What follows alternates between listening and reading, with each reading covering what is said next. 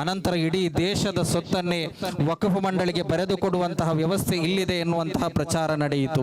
ಇಲ್ಲಿ ತಿಳಿದುಕೊಳ್ಳಬೇಕಾದ ವಿಚಾರ, ವಕಫ್ ಆಸ್ತಿ ಎನ್ನುವುದು ಯಾರ ಔದಾರ್ಯವೂ ಕೂಡ ಅಲ್ಲ. ಯಾವ ಸರ್ಕಾರವೂ ಕೂಡ ಸಮುದಾಯಕ್ಕೆ ಕೊಟ್ಟಂತಹ ಸೊತ್ತು ಅದಲ್ಲ. ಯಾವ ಸಮುದಾಯದ ಸಂಘಟನೆಗಳು ಕಬಳಿಸಿದಂತಹ ಸೊತ್ತು ಕೂಡ ಅದಲ್ಲ.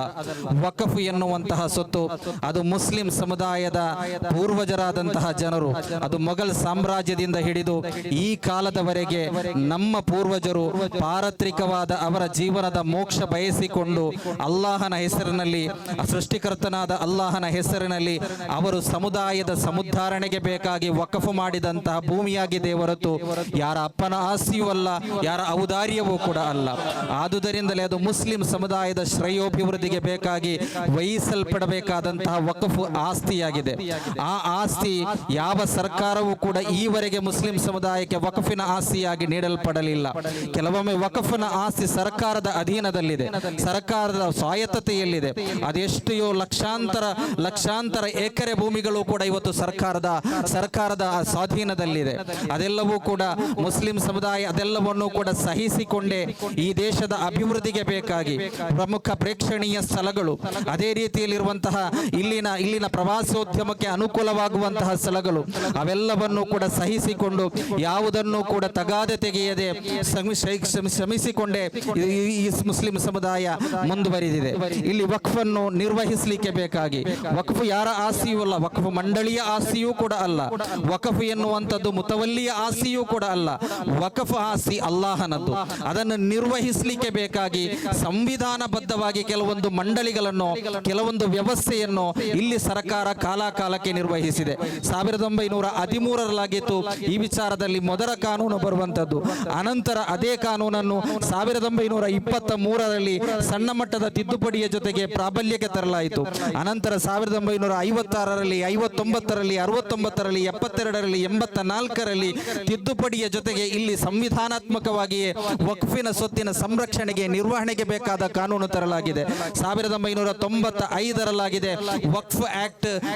ದೊಡ್ಡ ಮಟ್ಟಿನ ತಿದ್ದುಪಡಿಯ ಜೊತೆಗೆ ಒಂದು ಪೂರ್ಣ ಸ್ವರೂಪದಲ್ಲಿ ಈ ದೇಶದಲ್ಲಿ ಜಾರಿಗೆ ಬರುವಂತದ್ದು. ಅದನ್ನು 2013ರಲ್ಲಿ ಸಣ್ಣ ಮಟ್ಟಿನ ತಿದ್ದುಪಡಿಯನ್ನು ಕೂಡ ನಡೆಸಲಾಗಿದೆ. 1995ರ ಈ ವಕ್ಫ್ ಆಕ್ಟ್ ಈ ದೇಶದ ವಕ್ಫಿನ ಸೊತ್ತುಗಳ ಸಂರಕ್ಷಣೆಗೆ ಪೂರಕವಾಗಿದೆ ಮತ್ತು ಅದು ಎಲ್ಲಾ ರೀತಿಯಲ್ಲೂ ಕೂಡ ಸಮರ್ಪಕವಾಗಿತ್ತು. ಅದನ್ನು ಸಂಪೂರ್ಣವಾಗಿ ತಿದ್ದುಪಡಿಗೊಳಿಸುವ ಮೂಲಕ ಈ ವಕ್ಫ್ ಅನ್ನುವಂತಹ ವ್ಯವಸ್ಥೆ ಧಾರ್ಮಿಕ ಸ್ವರೂಪದಿಂದ, ನನ್ನ ಮಾತನ್ನು ಸರಿಯಾಗಿ ಕೇಳಿಕೊಳ್ಬೇಕು, ಈ ತಿದ್ದುಪಡಿಯ ಮೂಲಕ ಬರುವಂತಹ ದೊಡ್ಡ ರೀತಿಯ ಅಪಾಯ ಯಾವುದು ಅಂತ ಕೇಳಿದರೆ, ವಕ್ಫ್ ಎನ್ನುವುದು ಮುಸ್ಲಿಂ ಸಮುದಾಯದ ಧಾರ್ಮಿಕವಾದ ಆಚರಣೆಯ ನಂಬಿಕೆಯ ಭಾಗ. ಆ ಧಾರ್ಮಿಕವಾದ ಸ್ವರೂಪದಲ್ಲಿರುವ ವಕ್ಫ್ ಅನ್ನು ಈ ತಿದ್ದುಪಡಿಯ ಮೂಲಕ ಸಂಪೂರ್ಣವಾಗಿ ಧಾರ್ಮಿಕ ಸ್ವರೂಪದಿಂದ ತೆಗೆದುಹಾಕಿ ಅದನ್ನು ಸಾಮಾನ್ಯೀಕರಣಗೊಳಿಸಿಕೊಂಡು ಕಾಲ ಕಳೆದ ನಂತರ ಈ ವಕ್ಫ್ ಎನ್ನುವಂತಹ ಪದವೇ ಈ ದೇಶದಲ್ಲಿ ಉಳಿಯದ ರೀತಿಯಲ್ಲಿ ಮಾಡುವ ಷಡ್ಯಂತ್ರವಾಗಿದೆ. ಇದರ ಹಿಂದಿರುವಂತಹ ಷಡ್ಯಂತ್ರ, ಇದನ್ನು ಗೌರವವಾಗಿ ಮುಸ್ಲಿಂ ಸಮುದಾಯದ ಪ್ರತಿಯೊಂದು ನಾಯಕರು ಕೂಡ, ಅದರ ಜೊತೆಗೆ ಮುಸ್ಲಿಂ ಸಮುದಾಯದ ಓಟು ಪಡೆದುಕೊಂಡು ಅಧಿಕಾರದಲ್ಲಿರುವಂತಹ ರಾಜ್ಯ ಸರ್ಕಾರದ ಸಹಿತ ಸರ್ಕಾರಗಳು ಕೂಡ ಅದನ್ನು ಗಮನದಲ್ಲಿರಿಸಿಕೊಂಡು ಕೆಲಸ ನಿರ್ವಹಿಸದೇ ಇದ್ದರೆ ಕಾಲ ಬಂದಾಗ ಸಮುದಾಯಕ್ಕೆ ಉತ್ತರ ಕೊಡಲಿಕ್ಕೆ ತಿಳಿದಿದೆ, ಸಮುದಾಯ ಆ ಉತ್ತರವನ್ನು ಕೊಡಲಿದೆ ಎನ್ನುವುದನ್ನು ಕೂಡ ಅರ್ಥ ಮಾಡಿಕೊಳ್ಬೇಕು. ಗೌರವನೀಯ ಅಜೀಜ್ ದಾರಿಮಿ ಉಸ್ತಾದ್ ರವರು ತಿಳಿಸಿದಂತೆ ಈ ವಕ್ಫ್ ಉಮ್ಮೀದ್ ಎನ್ನುವಂತಹ ಹೆಸರನ್ನು ನೀಡಲಾಗಿದೆ. ಉಮ್ಮೀದ್ ಅಂತ ಹೇಳಿದ್ರೆ ಉರ್ದುವಿನಲ್ಲಿ ನಿರೀಕ್ಷೆ ಎನ್ನುವಂತಹ ಅರ್ಥ.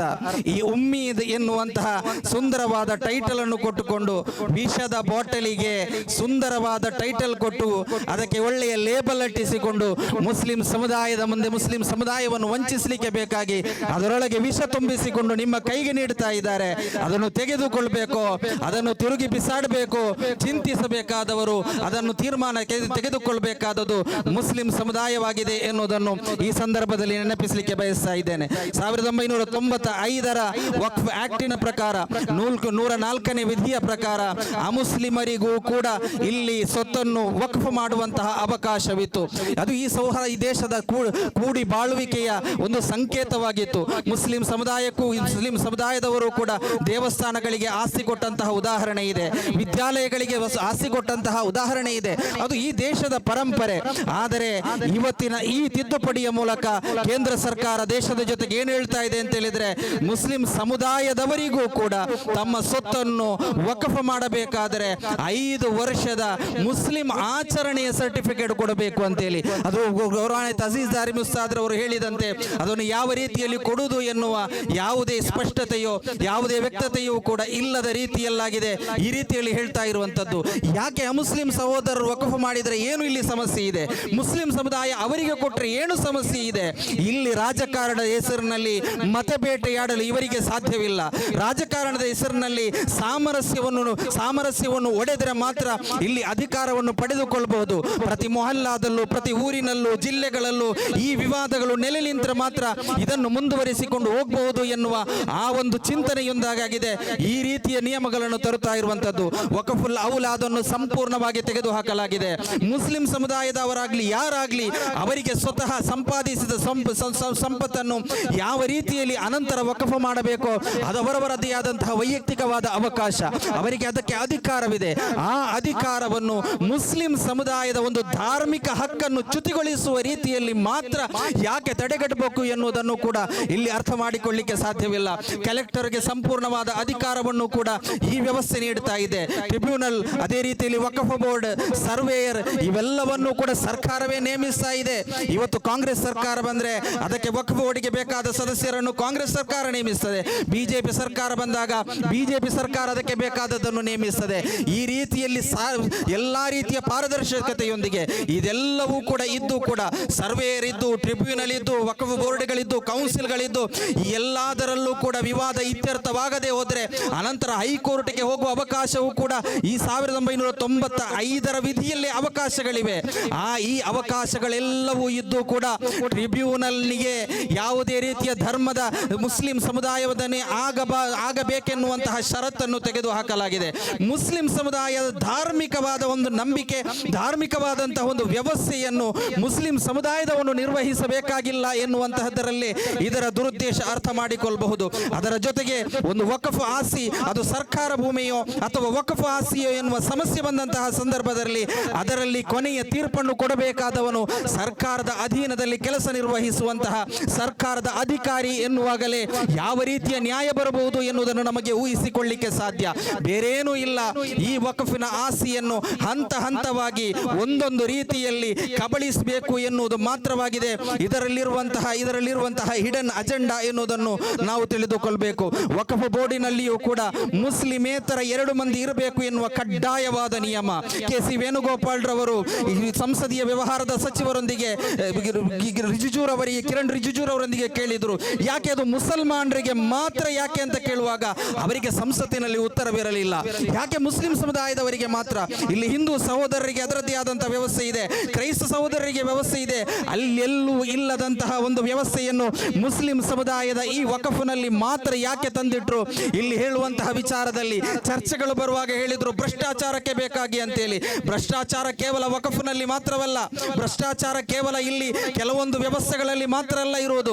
ಈ ದೇಶದ ಪ್ರತಿಯೊಂದು ಹಂತದಲ್ಲಿಯೂ ಕೂಡ ಭ್ರಷ್ಟಾಚಾರಗಳಿವೆ. ಕೋಟಿಗಟ್ಟಲೆ ದೇಶಕ್ಕೆ ವಂಚಿಸಿಕೊಂಡು ಹಗಲು ರಾತ್ರಿಯಲ್ಲಿ ರಾತ್ರಿ ಹಗಲಾಗುವುದರೊಳಗಡೆ ಲಂಡನ್ಗೆ ಪರಾರಿಯಾದಂತಹ ವ್ಯಕ್ತಿಗಳಿದ್ದಾರೆ, ಇವರ ದೋಸ್ತಿಗಳಿದ್ದಾರೆ. ಆದರೆ ಇದು ಯಾವುದೂ ಕೂಡ ಭ್ರಷ್ಟಾಚಾರಕ್ಕೆ ಸಮಸ್ಯೆ ಅಲ್ಲ. ಭ್ರಷ್ಟಾಚಾರವನ್ನು ಸಮರ್ಥಿಸುವುದಲ್ಲ, ಭ್ರಷ್ಟಾಚಾರ ಎಲ್ಲಿದ್ದರೂ ಕೂಡ ಅದನ್ನು ತಡೆ ಹಿಡಿಯಲ್ಬೇಕಾದದ್ದೇ. ಆದರೆ ಅದರ ನೆಪವನ್ನು ಮಾತ್ರ ಹೇಳಿಕೊಂಡು ಇಲ್ಲಿ ವಕಫ್ ಬೋರ್ಡ್ ಅನ್ನು ಮುಸ್ಲಿಂ ಸಮುದಾಯದಿಂದ ಮಾತ್ರ ತೆಗೆದು ಅದನ್ನು ಸಾಮಾನ್ಯೀಕರಿಸುವಂತಹ ಒಂದು ವ್ಯವಸ್ಥೆಯಾಗಿದೆ ಈ ಮೂಲಕ ನಡೆಸ್ತಾ ಇರುವಂತದ್ದು. ಗೌರವಾನ್ವಿತ ಅಜೀಜ್ ದಾರಿಮಿ ಉಸ್ತಾದ್ ಅವರು ಹೇಳಿದಂತೆ ಈ ದೇಶದ ಬಹುತೇಕ ವಕ್ಫ್ಗಳು ಕೂಡ 9.40 ಲಕ್ಷ ಏಕರ್ ಭೂಮಿಯಷ್ಟು ಈ ದೇಶದಲ್ಲಿ ವಕಫ್ ಇದ್ದರೆ ಲಕ್ಷಾಂತರ ವಕಫ್ 8 ಲಕ್ಷದಷ್ಟು ವಕಫ್ ಸೊತ್ತುಗಳಿದ್ದಾರೆ. ಇದರಲ್ಲಿ ಬಹುಪಾಲು ಕೂಡ ವಕ್ಫ್ ಬೈ ಯೂಸರ್ ಮೂಲಕ ವಕಫ್ ಆದಂತಹ ಸೊತ್ತುಗಳಾಗಿವೆ. ಅದು ನಮ್ಮ ದಕ್ಷಿಣ ಭಾರತದವರಿಗೆ ಹೇಳಿದ್ರೆ ಕೆಲವೊಮ್ಮೆ ಅರ್ಥವಾಗಬೇಕು ಅಂತ ಹೇಳಿಲ್ಲ. ಉತ್ತರ ಭಾರತಕ್ಕೆ ಹೋದ್ರೆ ಕೆಲವೊಂದು ಪ್ರದೇಶಗಳಲ್ಲಿ 1000 ಎಕರೆ ಗಟ್ಟಲೆಯೂ ಕೂಡ ವಕ್ಫ್ ಬೈ ಯೂಸರ್ ಆಗಿ ವಕ್ಫ್ಗೆಯಲ್ಪಟ್ಟಂತಹ ಆಸ್ತಿಗಳಾಗಿದೆ.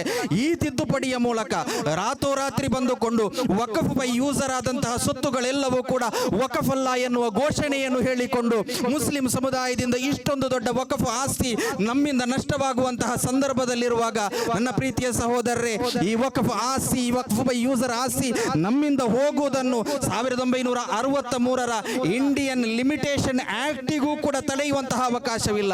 ಸರ್ಕಾರ ಭೂಮಿಯನ್ನೇ ಒಬ್ಬ 30 ವರ್ಷ ತನ್ನಲ್ಲಿ ಇರಿಸಿಕೊಂಡ್ರೆ, ಸರ್ಕಾರದ ಅರಿವಿನೊಂದಿಗೆ ಇಳಿಸಿಕೊಂಡ್ರೆ ನಂತರ ಅವನನ್ನು ಒತ್ತುವರಿ ಮಾಡುವ ಹಾಗಿಲ್ಲ. ಆ ಲಿಮಿಟೇಷನ್ ಆಕ್ಟ್ ಕೂಡ ಈ ಒತ್ತುವರಿ ಈ ರೀತಿಯ ವಕ್ಫ್ ಯೂಸರ್ ಅನ್ನು ತೆಗೆದು ಹಾಕುವ ಮೂಲಕ ಅದನ್ನು ನಿಯಂತ್ರಿಸಲಿಕ್ಕೆ ಸಾಧ್ಯವಿಲ್ಲದಂತಹ ಪರಿಸ್ಥಿತಿ ಬಂದಿದೆ. ಜೆಪಿಸಿಗೆ ನಾವೆಲ್ಲರೂ ಕೂಡ ಬರೆದೆವು. 94 ಲಕ್ಷದಷ್ಟು ಲಿಖಿತ ನಿವೇದನೆಗಳು ಜೆಪಿಸಿಗೆ ನಾವು ಕಳುಹಿಸಿಕೊಟ್ಟೆವು. ಆದರೆ ಜೆಪಿಸಿ ಎನ್ನುವುದೇ ಒಂದು ಪ್ರಹಸನವಾಗಿತ್ತು. ನೀವು ತಿಳಿದುಕೊಳ್ಬೇಕು, ಆಗಸ್ಟ್ 8ನೇ ತಾರೀಕಿನಂದು ಯಾವ ಒಂದು ಮಸೂದೆ ಸಂಸತ್ತಿನಲ್ಲಿ ಮಂಡಿಸಲ್ಪಟ್ಟಿತೋ ಆ ಮಸೂದೆ ನಂತರ ಜೆಪಿಸಿಗೆ ಹೋಗಿ ಬರುವಂತಹ ಸಂದರ್ಭದಲ್ಲಿ ಬಣಾಲೆಯಿಂದ ಬೆಂಕಿಗೆ ಆದ ರೀತಿಯಲ್ಲಿ ಮತ್ತಷ್ಟು ಮುಸ್ಲಿಂ ವಿರೋಧಿಯಾಗಿ, ಮತ್ತಷ್ಟು ಕಠಿಣವಾಗಿ ಇಡೀ ವಕಫನ್ನೇ ಕಬಳಿಸುವ ರೀತಿಯಲ್ಲಾಗಿತ್ತು. ನಂತರ ಸಂಸತ್ತಿನ ಮುಂದೆ ಬರುವಂತದ್ದು.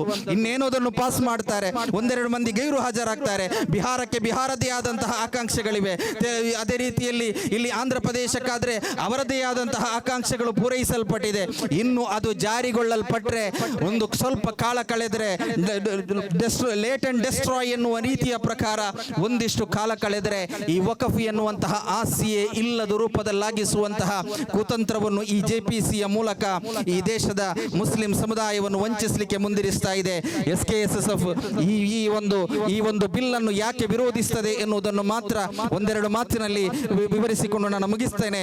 ಒಂದು, ವಕಫ್ ಎನ್ನುವಂತಹ ಈ ಒಂದು ಧಾರ್ಮಿಕವಾದ ಸ್ವರೂಪವನ್ನು ಸಾಮಾನ್ಯೀಕರಿಸಲಿಕ್ಕೆ ಈ ಬಿಲ್ಲಿನ ಮೂಲಕ ಕೇಂದ್ರ ಸರ್ಕಾರ ಶ್ರಮಿಸ್ತಾ ಇದೆ. ಅದನ್ನು ನಾವು ವಿರೋಧಿಸಬೇಕು. ಎರಡನೆಯದು, ವಕಫ್ ಬೋರ್ಡ್ ಮತ್ತು ಕೇಂದ್ರದಲ್ಲಿರುವ ವಕಫ್ ಕೌನ್ಸಿಲ್ ಆಗಲಿ, ರಾಜ್ಯದಲ್ಲಿರುವಂತಹ ವಕಫ್ ಬೋರ್ಡ್ ಆಗಲಿ, ಅದೇ ರೀತಿಯಲ್ಲಿ ವಕಫ್ ಕೌನ್ಸಿಲ್ಗಳಾಗಲಿ, ಇದೆಲ್ಲವೂ ಕೂಡ ನಾಳೆಗೆ ನಾಮಕಾವಸ್ಥೆಯ ಮಂಡಳಿಗಳು ಮಾತ್ರವಾಗಿರುತ್ತದೆಯೇ ಹೊರತು ಈ ವಕಫ್ ಆಸ್ತಿಯನ್ನು ನಿರ್ವಹಣೆ ಮಾಡಲಿಕ್ಕೋ ಅದನ್ನು ಸಂರಕ್ಷಿಸಲಿಕ್ಕೋ ಈ ಬೋರ್ಡ್ಗೆ ಯಾವುದೇ ಅವಕಾಶಗಳಿಲ್ಲದ ರೀತಿಯಲ್ಲಿ ಇದನ್ನು ನಾಮಕಾವಸ್ಥೆಗೆ ತಲುಪಿಸ್ತಾರೆ. ಮೂರನೇದಾಗಿ, ವಕಫ್ ಭೂಮಿ ವಿವಾದವನ್ನು ಸಂಸದೀಯಗೊಳಿಸಲ್ಪಡ್ತಾ ಇದೆ ಅಂತ ಹೇಳಿದ್ರೆ, ಇಲ್ಲಿ ಬಾಬರಿ ಮಸೀದಿ ಮುಸ್ಲಿಂ ಸಮುದಾಯದಿಂದ ನಷ್ಟ ಹೊಂದಿತ್ತು, ವಕಫ್ ವಿವಾದದ ಮೂಲಕವೇ ಆಗಿತ್ತು. ಅನಂತರದ ಹಲವಾರು ಸೊತ್ತುಗಳ ಮೇಲೆ ವಿವಾದಗಳನ್ನು ಸೃಷ್ಟಿಸಲಾಯಿತು. ಆ ವಿವಾದ ನಂತರ ಮುಂದುವರಿದುಕೊಂಡು ಅದು ನಷ್ಟ ಹೊಂದುವಂತಹ ರೀತಿ. ಆದರೆ ಮುಂದಕ್ಕೆ ಇದಲ್ಲ. ಈ ವಿವಾದಗಳೆಲ್ಲವೂ ಕೂಡ ಸಂಸದೀಯಗೊಂಡು ಈ ವಿವಾದದ ಹೆಸರಿನಲ್ಲಿ ಮುಸ್ಲಿಂ ಸಮುದಾಯದ ಮೇಲೆ ನಿರಂತರ ದಾಳಿಯಾಗುವ ಮಟ್ಟಿಗೆ ಈ ವಿವಾದ ಮುಂದುವರಿಯಲಿಕ್ಕಿದೆ. ಈ ದೇಶದ ಸೌಹಾರ್ದತೆಯ ಪರಂಪರೆಯನ್ನು ಸಂಪೂರ್ಣವಾಗಿ ಇದು ನಾಶಗೊಳಿಸುವ ಮಟ್ಟಿಗೆ ಪ್ರತಿ ಮೊಹಲ್ಲಾದಲ್ಲಿಯೂ ಕೂಡ ಈ ರೀತಿಯ ವಿವಾದವನ್ನು ಸೃಷ್ಟಿಸಿಕೊಂಡು ಮುಸ್ಲಿಂ ಹಿಂದೂಗಳೆಡೆಯಲ್ಲಿ ವಿಭಾಗೀಯತೆಯನ್ನು ಸೃಷ್ಟಿಸುವಂತಹ ಕೆಲಸಕ್ಕೆ ಇದು ಹೇತುವಾಗಲಿಕ್ಕಿದೆ. ಆದುದರಿಂದಲೇ ಇದನ್ನು ವಿರೋಧಿಸಬೇಕಾಗಿದೆ. ಮೌಖಿಕವಾಗಿ ವಕಫ್ ಆದಂತಹ ಆಸ್ತಿಗಳೆಲ್ಲವೂ ಕೂಡ ವಕಫ್ ಬೈ ಯೂಸರ್ ಅನ್ನು ತೆಗೆದುಹಾಕುವ ಮೂಲಕ ಡೀಡು ತೋರಿಸಲಿಕ್ಕೆ 6 ತಿಂಗಳ ಅವಧಿ ಮಾತ್ರ ನೀಡಲ್ಪಟ್ಟಿದೆ. ಆ 6 ತಿಂಗಳೊಳಗೆ ಡೀಡು ನೀಡಲು ಸಾಧ್ಯವಾಗದಿದ್ದರೆ ಅದೆಲ್ಲವೂ ಕೂಡ ಅನ್ಯಾಧೀನಗೊಳ್ತಾ ಇದೆ. ಆದುದರಿಂದಲೇ ಈ ವಕಫ್ ಬಿಲ್ ಅನ್ನು ವಿರೋಧಿಸಬೇಕಾದ ಅವಶ್ಯಕತೆ ಇದೆ. ಸರ್ಕಾರ ಒತ್ತು ಮಾಡುವಂತಹ ಆಸ್ತಿಯನ್ನು ಸರ್ಕಾರವೇ ನೇಮಿಸಿದಂತಹ ಅಧಿಕಾರಿ ತೀರ್ಪು ನೀಡೋದಾದರೆ ಅದು ಯಾವ ರೀತಿಯಲ್ಲಿ ತೀರ್ಪಾಗಬಹುದು ಎನ್ನುವುದನ್ನು ಆಲೋಚಿಸಿಕೊಂಡೇ ಆ ಸೊತ್ತು ಕೂಡ ವಕಫಿನಿಂದ ನಷ್ಟವಾಗಲಿಕ್ಕಿದೆ, ಅದು ಕೂಡ ಸರ್ಕಾರದ ಪಾಲಿಗೆ ಸೇರಲಿಕ್ಕಿದೆ. ಅದೇ ರೀತಿಯಲ್ಲಿ ಮುತವಲ್ಲಿಯರಿಗೆ ಸಚ್ಚಾರಿತ್ರ್ಯದ ಸರ್ಟಿಫಿಕೇಟ್ ಬೇಕಂತೆ. ಯಾರಿಗೂ ಕೂಡ ಸಚ್ಚಾರಿತ್ರ್ಯದ ಸರ್ಟಿಫಿಕೇಟ್ ಇಲ್ಲ, ಯಾವ ದತ್ತಿಯಲ್ಲಿಯೂ ಕೂಡ ಅದಿಲ್ಲ. ಮುಸ್ಲಿಂ ಸಮುದಾಯದ ವಕಫಿನ ಒಬ್ಬ ಮುತವಲ್ಲಿಗೆ ಮಾತ್ರ ಸಚ್ಚಾರಿತ್ರ್ಯದ ಸರ್ಟಿಫಿಕೇಟು ಕೂಡ ಬೇಕಂತೆ. ಇದು ಯಾವ ರೀತಿಯ ಸರ್ಟಿಫಿಕೇಟ್ ಅಂತೇಳಿ ಯಾರಿಗೂ ಅರ್ಥವಾಗದಂತಹ ಪರಿಸ್ಥಿತಿ. ಈ ರೀತಿಯಲ್ಲಿ 94 ಲಕ್ಷ ಜನರು ನೀಡಿದಂತಹ ಲಿಖಿತವಾದ ಮನವಿಗೆ ಜೆಪಿಸಿ ಯಾವುದೇ ಮನ್ನಣೆಯನ್ನು ನೀಡಲಿಲ್ಲ, ಅವರ ಭಾವನೆಗಳನ್ನು ಗೌರವಿಸಲಿಲ್ಲ. ಅದರ ಜೊತೆಗೆ ರಾಜ್ಯ ಸರ್ಕಾರವು ಕೂಡ ತಿಳಿದುಕೊಳ್ಳಬೇಕಾದಂಥದ್ದು, ಫೆಡರಲ್ ಸಿಸ್ಟಮ್ಗೆ ಈ ತನಕ ವಕಫ್ ಮಂಡಳಿಯ ಮೂಲಕ ಈ ವಕಫ್ ವ್ಯವಸ್ಥೆಯನ್ನು ರಾಜ್ಯ ಸರ್ಕಾರ ನಿಯಂತ್ರಿಸ್ತಾ ಇತ್ತು. ರಾತೋರಾತ್ರಿ ಒಂದು ತಿದ್ದುಪಡಿಯನ್ನು ತರುವ ಮೂಲಕ ಈ ವಕಫ್ ಮಂಡಳಿಗೆ ಯಾವುದೇ ಅಧಿಕಾರವನ್ನು ನೀಡದ ರೀತಿಯಲ್ಲಿ ರಾಜ್ಯ ಸರ್ಕಾರದಿಂದ ಈ ಎಲ್ಲ ಅಧಿಕಾರವನ್ನು ನೇರವಾಗಿ ಕೇಂದ್ರಕ್ಕೆ ಹಸ್ತಾಂತರಿಸಿಕೊಂಡು ಇಡೀ ರಾಜ್ಯ ಸರ್ಕಾರದ ಅಸ್ತಿತ್ವವನ್ನು ಒಂದೊಂದರಲ್ಲಿಯೇ ಕೇಂದ್ರ ಸರ್ಕಾರ ಇಲ್ಲದಾಗಿಸುವಂತಹ ಸಂದರ್ಭದಲ್ಲಿ ವಕಫಿನಲ್ಲಿಯೂ ಕೂಡ ಈ ಪ್ರಜಾಪ್ರಭುತ್ವ ವ್ಯವಸ್ಥೆಯನ್ನು ಇಲ್ಲದಾಗಿಸಲಿಕ್ಕೆ ಈ ಮೂಲಕ ಶ್ರಮಿಸ್ತಾ ಇದೆ. ರಾಜ್ಯ ಸರ್ಕಾರ ಈ ವಿಷಯದಲ್ಲಿ ಗೌರವಯುತವಾಗಿ ತೆಗೆದುಕೊಂಡು ರಾಜ್ಯ ಸರ್ಕಾರವೇ ಮುಂದೆ ನಿಂತುಕೊಂಡು ಈ ವಿಚಾರವನ್ನು ವಿರೋಧಿಸಲಿಕ್ಕೆ ಬೇಕಾದ ಆಂದೋಲನಗಳನ್ನು ರೂಪೀಕರಿಸಬೇಕು. ಕರ್ನಾಟಕ ರಾಜ್ಯ ಸರ್ಕಾರಕ್ಕೆ ಮುಸ್ಲಿಂ ಸಮುದಾಯದೊಂದಿಗೆ ಬಾಧ್ಯತೆ ಇದೆ. ಮುಸ್ಲಿಂ ಸಮುದಾಯದ ಮತಗಳಿಕೆಯ ಮೂಲಕ ನೀವು ಅಧಿಕಾರಕ್ಕೆ ಬಂದಿದ್ದೀರಿ. ಆದುದರಿಂದಲೇ ಈ ವಿಚಾರದಲ್ಲಿ ಮಾನ್ಯ ಗೌರವಾನ್ವಿತ ರಾಜ್ಯ ಘನತೆವೆತ್ತ ಕರ್ನಾಟಕ ಸರ್ಕಾರ ಈ ವಿಚಾರ ವಿಚಾರದಲ್ಲಿ ಮುಂದೆ ನಿಂತುಕೊಂಡು ಈ ವಿಚಾರದ ಹೋರಾಟದ ರೂಪುರೇಷೆಯನ್ನು ಮಾಡಬೇಕು ಅಂತೇಳಿ ಈ ಮೂಲಕ ಪ್ರತಿಭಟನೆಯ ಮೂಲಕ ನಾವು ನೆನಪಿಸ್ತಾ ಇದ್ದೇವೆ. ದೇಶ ಮಾರುತ್ತಿರುವವರಿಗೆ, ದೇಶವನ್ನು ಮಾರುತ್ತಿರುವವರಿಗೆ, ದೇಶದ ಪ್ರತಿಯೊಂದು ಇನ್ಸ್ಟಿಟ್ಯೂಷನ್ಸ್ಗಳನ್ನು ಕೂಡ ಮಾರುತ್ತಿರುವಂತಹ ವ್ಯಕ್ತಿಗಳಿಗೆ ದೇಶದ ವಕಫಿನ ಸೊತ್ತಿನ ಮೇಲೂ ಕಣ್ಣು ಬಿದ್ದಿದೆ. ಯಾವುದೋ ತನ್ನ ಆತ್ಮೀಯರಾದ ಕಾರ್ಪೊರೇಷನ್ ಕುಲಪತಿಗಳಿಗೆ ವಕ್ಫಿನ ಆಸ್ತಿಯನ್ನು ಕೂಡ ಒಪ್ಪಿಸಲಿಕ್ಕೆ ಮುಂದೆ ಬರ್ತಾ ಇದೆಯೋ ಎನ್ನುವ ಸಂಶಯ ಮುಸ್ಲಿಂ ಸಮುದಾಯವನ್ನು ನ್ಯಾಯಯುತವಾಗಿಯೇ ಕಾಡ್ತಾ ಇದೆ. ಇದಕ್ಕೆ ಉತ್ತರವನ್ನು ನೀಡಬೇಕಾದವರು ನೀಡಬೇಕು ಮತ್ತು ಈ ಧ್ವನಿಯನ್ನು ತಲುಪುವಲ್ಲಿಗೆ ತಲುಪ್ತದೆ ಎನ್ನುವ ಧೈರ್ಯವಿರುವುದರಿಂದಲೇ ಇಷ್ಟು ಧೈರ್ಯವಾಗಿ ಈ ಧಾರ್ಮಿಕ ಸಂಘಟನೆಯ ವೇದಿಕೆಯಲ್ಲಿ ಬಹಳ ಬಹಳ ಬಹಳ ಜವಾಬ್ದಾರಿಯೊಂದಿಗೆ ಹೇಳ್ತಾ ಇರುವಂತದ್ದು, ಇದು ಮುಸ್ಲಿಂ ಸಮುದಾಯದ ಧಾರ್ಮಿಕವಾದ ಅವಕಾಶ, ಅದಕ್ಕೆ ಸಂವಿಧಾನದಲ್ಲಿ ಅವಕಾಶವಿದೆ. ಇದು ನಂಬಿಕೆಯ ಭಾಗ, ಇದು ಧಾರ್ಮಿಕ ಆಚರಣೆಯ ಭಾಗ, ಇದು ಸಂವಿಧಾನ ಕೊಟ್ಟಂತಹ ಸ್ವಾತಂತ್ರ್ಯದ ಭಾಗ. ಇದು ಮುಸ್ಲಿಂ ಸಮುದಾಯಕ್ಕೆ ಸೇರಿದೆ ಹೊರತು ಎಲ್ಲರನ್ನೂ ಸೇರಿಸಿಕೊಂಡು ಸಾಮಾನ್ಯೀಕರಿಸಬೇಕಾದ ವಿಷಯವೇ ಇದಲ್ಲ. ಇದನ್ನು ಮುಸ್ಲಿಂ ಸಮುದಾಯಕ್ಕೆ ನಿರ್ವಹಿಸಲಿಕ್ಕೆ ಬಿಟ್ಟು ಕೊಡಬೇಕು ಎನ್ನುವ ಮಾತಿನೊಂದಿಗೆ ಈ ಪ್ರತಿಭಟನೆ ಮುಂದಿನ ಕಾಲದಲ್ಲಿ ಮುಂದುವರಿಯುವುದಾದರೆ, ಮುಸ್ಲಿಂ ಸಮುದಾಯದ ಎಲ್ಲಾ ಸಹೋದರರು ಸೇರಿಕೊಂಡು ನಡೆಸುವುದಾದರೆ, ಅಹ್ಲು ಸುನ್ನತಿ ವಲ್ ಜಮಾಅತಿನ ಸಮಸ್ತ ಕೇಂದ್ರೀಯ ಜಮಯಿಯತುಲ್ ಉಲಮಾ ನಡೆಸಿ ಬಂದಂತಹ ತತ್ವಾದರ್ಶಗಳ ಇತಿಮಿತಿಯ ಒಳಗಡೆ ಸಮುದಾಯ ನಡೆಸುವಂತಹ ಎಲ್ಲಾ ರೀತಿಯ ಹೋರಾಟಕ್ಕೂ ಕೂಡ SKSFನ ಸಮಸ್ತದ ಪೋಷಕ ಘಟಕಗಳ ಸಂಪೂರ್ಣವಾದ ಬೆಂಬಲವಿದೆ ಎನ್ನುವುದನ್ನು ಕೂಡ ಈ ಸಂದರ್ಭದಲ್ಲಿ ನೆನಪಿಸ